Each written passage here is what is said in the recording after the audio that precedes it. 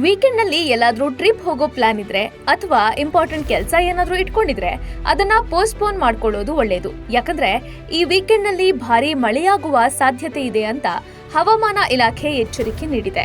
ಹಾಗಿದ್ರೆ ಯಾವ್ಯಾವ ಜಿಲ್ಲೆಗಳಲ್ಲಿ ಮಳೆ ಆಗಲಿದೆ ಅನ್ನೋದ್ರ ಬಗ್ಗೆ ಇಲ್ಲಿದೆ ಡೀಟೇಲ್ಸ್. ಕಾಸರಗೋಡು ಸೇರಿದಂತೆ ಕರ್ನಾಟಕದ ಕರಾವಳಿ ಜಿಲ್ಲೆಗಳಾದ್ಯಂತ ಮುಂಗಾರು ರೀತಿಯ ಉತ್ತಮ ಮಳೆಯಾಗುವ ಮುನ್ಸೂಚನೆ ಇದೆ. ನಾಳೆಯಿಂದ ಒಂದೆರಡು ದಿನ ಮಳೆಯ ತೀವ್ರತೆ ಕಡಿಮೆ ಆಗುತ್ತೆ, ಆದ್ರೆ ವೀಕೆಂಡ್ನಲ್ಲಿ ಮತ್ತೆ ಜಾಸ್ತಿ ಆಗುವ ಸಾಧ್ಯತೆ ಇದೆ. ಇನ್ನು ಕೊಡಗು, ಚಿಕ್ಕಮಗಳೂರು, ಹಾಸನ, ಶಿವಮೊಗ್ಗ ಸೇರಿದಂತೆ ಮಲೆನಾಡು ಜಿಲ್ಲೆಗಳಲ್ಲಿ 24ನೇ ತಾರೀಖಿನಿಂದ 3 ದಿನಗಳವರೆಗೆ ಭಾರೀ ಮಳೆಯಾಗಲಿದೆ. ಉತ್ತರ ಒಳನಾಡಿನ ಹಾವೇರಿ, ಧಾರವಾಡ, ಬೆಳಗಾವಿ, ಗದಗ, ದಾವಣಗೆರೆ, ಬಳ್ಳಾರಿ ಜಿಲ್ಲೆಗಳ ಹೆಚ್ಚಿನ ಭಾಗಗಳಲ್ಲಿ ಉತ್ತಮ ಮಳೆಯಾಗುವ ಮುನ್ಸೂಚನೆ ಇದೆ. ಬಾಗಲಕೋಟೆ, ರಾಯಚೂರು ಜಿಲ್ಲೆಗಳಲ್ಲಿ ಅಲ್ಲಲ್ಲಿ ಸಾಮಾನ್ಯ ಮಳೆಯಾಗುವ ಸಾಧ್ಯತೆ ಇದೆ.